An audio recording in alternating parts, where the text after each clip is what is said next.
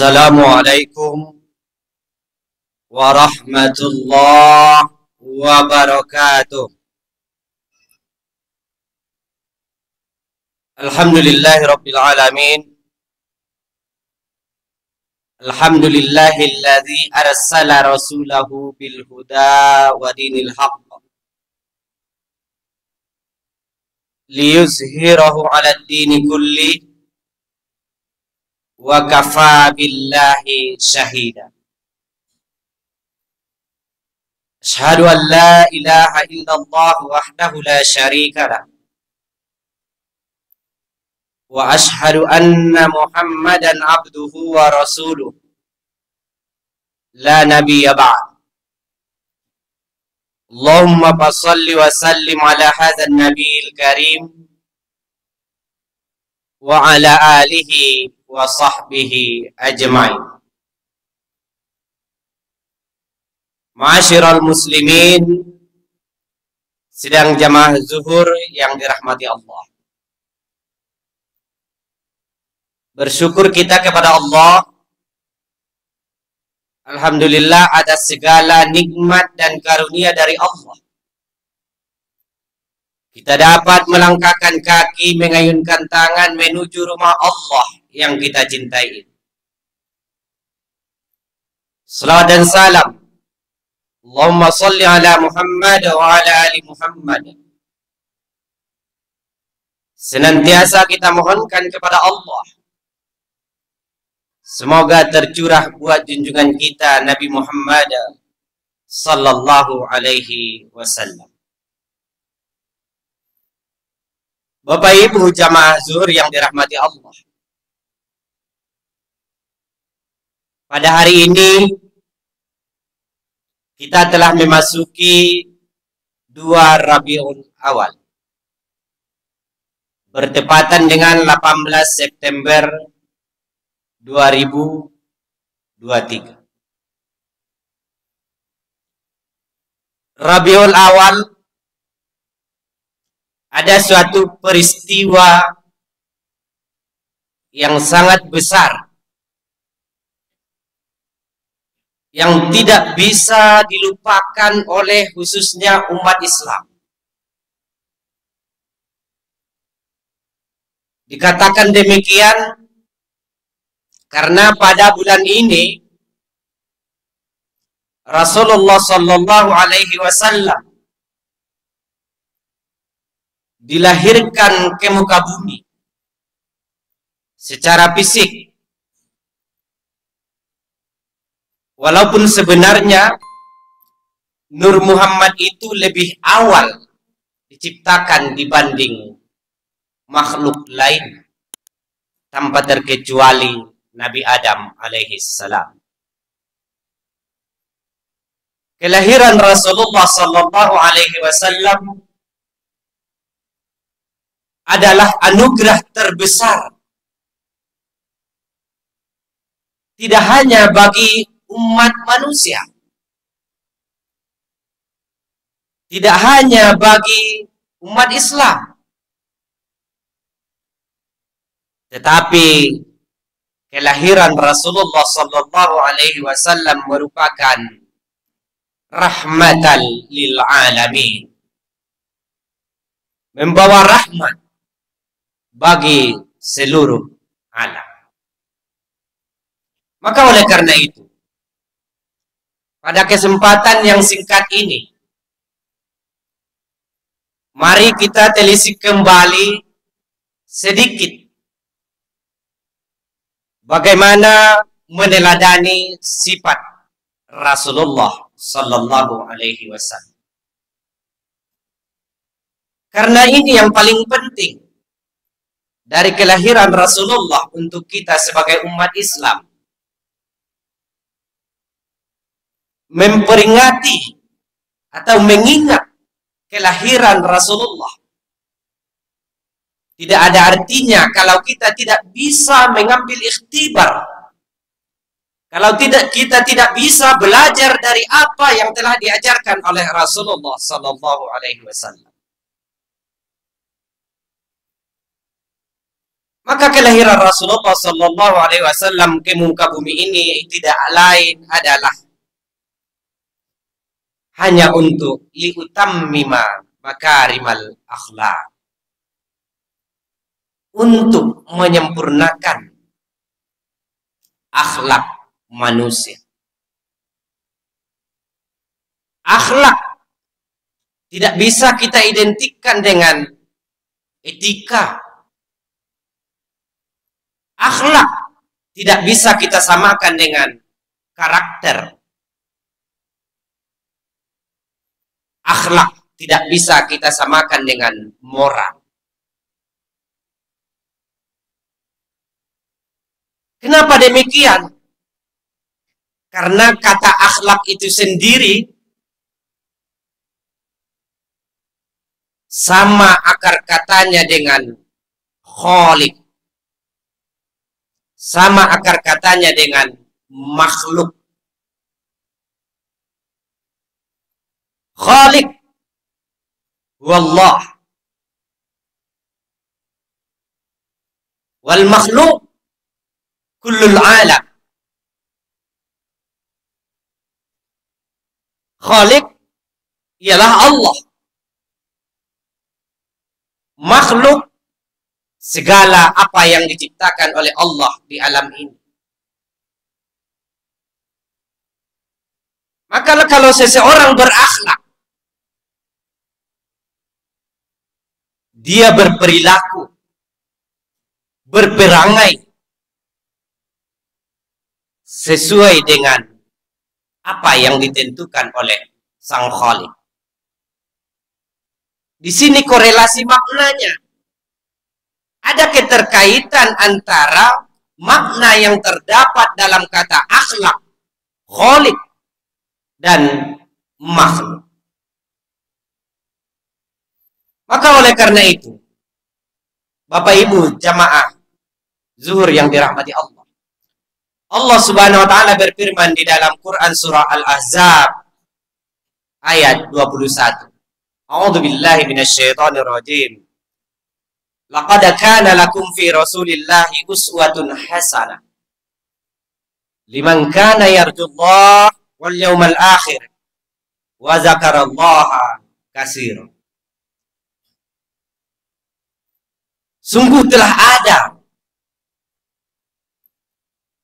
bagi kamu wahai umat manusia di dalam diri Rasul itu uswatun hasanah, suri tauladan yang baik. Tetapi itu hanya untuk liman kana yarjullah wal yaumal akhir. Orang-orang yang bisa mengikuti itu hanyalah orang-orang yang bisa, yang mengharap pertemuan dengan Allah dan dengan hari akhir. Wa zakarallaha katsira, dan senantiasa mengingat Allah. Bapak Ibu jamaah hadirin yang dirahmati Allah, Rasulullah satu-satunya suri tauladan yang pantas untuk kita jadikan acuan di dalam kehidupan kita. Bagaimanapun kita mengagumi seseorang, apakah dia capres, apakah dia bupati, ataukah dia punya posisi tertentu, tetapi secara umum belum ada yang dapat kita jadikan sebagai tauladan sehingga bisa menyelamatkan kita dunia dan akhirat.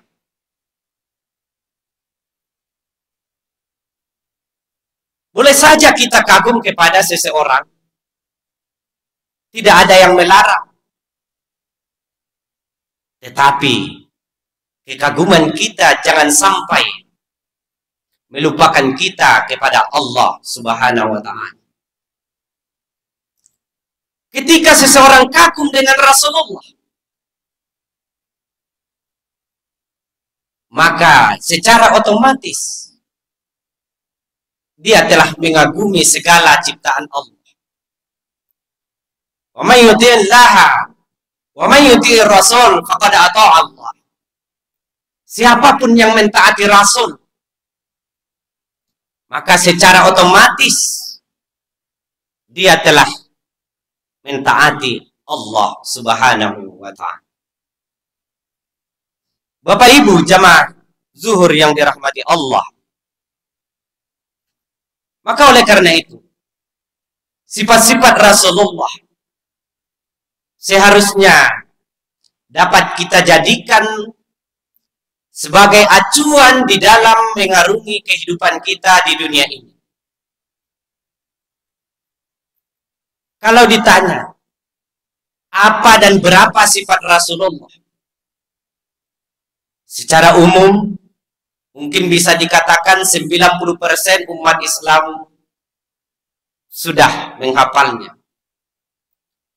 Siddiq, amanah, tabligh, fatonah. Pertanyaannya,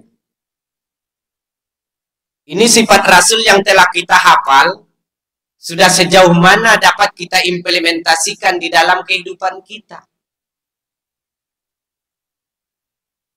Sifat Rasul yang pertama adalah siddiq, berkata benar, berkata jujur, tidak pernah berbohong. Mari kita resapi Bapak Ibu Saudara sekalian. Seberapa jujur kita di dalam mengarungi kehidupan ini. Jujur terhadap diri sendiri, jujur terhadap pasangan, jujur terhadap anak, jujur terhadap semua orang. Seberapa jujur kita? Justru karena kebohongan yang merajalela di kalangan manusia, saat ini muncul berbagai alat yang mencoba untuk meminimalisir dan mendeteksi seberapa jujur seseorang berperilaku di dalam kehidupannya. Untuk melihat perilaku seseorang, maka muncul teknologi yang berupa CCTV. Kalau manusia jujur, nggak perlu itu CCTV. Muncul lagi alat pendeteksi kebohongan. Ini karena merajalelanya kebohongan di kalangan manusia. Pemimpin ini membohongi rakyatnya.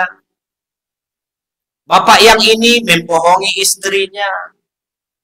Anak yang ini membohongi orang tuanya. Nauzubillah. Maka oleh karena itu, Rasulullah Shallallahu Alaihi Wasallam senantiasa mengingatkan kita. Ani bin Abbas, Ani bin Mas'ud radhiyallahu anhu qala Rasulullah Shallallahu Alaihi Wasallam, alaikum bis-sidq. Fa inna as-sidqa yahdi ilal birr wa innal birra yahdi ilal jannah.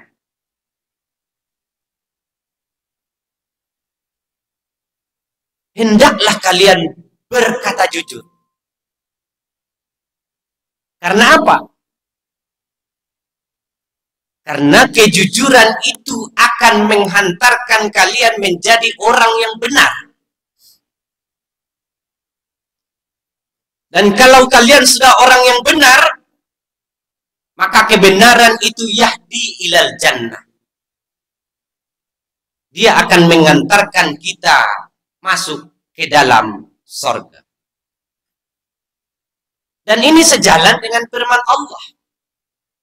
Innal abarara lafi na'im. Sesungguhnya orang-orang baik, niscaya mereka akan masuk ke dalam Jannatun Na'im.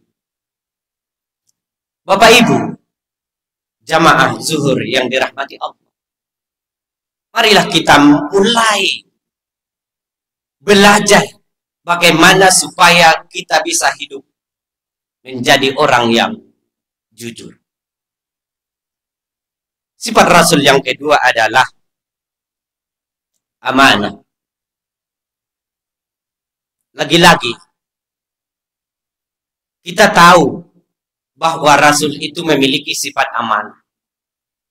Amanah itu kalau kita lihat dari pasti katanya adalah berasal dari kata amina. Menjadi nanti iman. Menjadi lagi mukmin. Menjadi lagi aman. Menjadi lagi kata amin. Ini semua memiliki korelasi makna yang sangat kuat. Orang yang amanah hanyalah dapat dipangku oleh orang-orang yang beriman.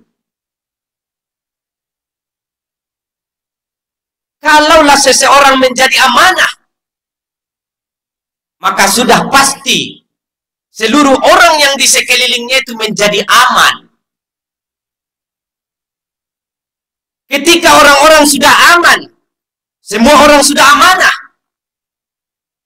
maka jadilah muka bumi ini insya Allah menjadi amin. Baldatun thayyibatun wa rabbun ghafur. Diperkenankan oleh Allah segala permintaan orang-orang yang ada di muka bumi ini. Ini sejalan dengan firman Allah. A'udzubillahi minasyaitonir rajim. Walau anna ahlal qura amanu wattaqau lafatahna 'alaihim barakatim minas sama'i wal ardh. Kalaulah penduduk suatu negeri beriman dan bertakwa kepada Allah. Di awal nun taukid namanya. Baru nanti lagi muncul la fatahna alaihim. Muncul lagi lam. Niscaya kami akan membukakan bagi mereka barakatim minas sama'i wal ardh. Pintu keberkahan, baik itu dari langit maupun pintu keberkahan dari bumi. Bapak Ibu, jamaah zuhur yang dirahmati Allah. Mari kita resapi secara benar-benar sadarkan diri.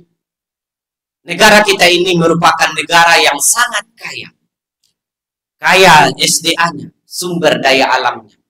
Tetapi masih banyak masyarakat kita yang hidup dalam penderitaan.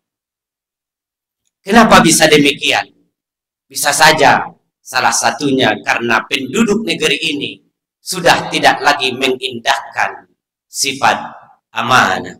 Mudah-mudahan kita semua jamaah yang hadir pada zuhur kali ini menjadi orang-orang yang mampu untuk meneladani sifat-sifat Rasulullah Sallallahu Alaihi Wasallam. Demikian saja ceramah zuhur kita yang dapat kita sampaikan pada siang hari ini. Mudah-mudahan ada berkahnya untuk kita semua. Fastabiqul khairat. Subhanakallahumma rabbi wa bihamdika asyhadu an la ilaha illa anta wahdaka la syarika lak astaghfiruka wa atubu ilaik. Assalamualaikum warahmatullahi wabarakatuh.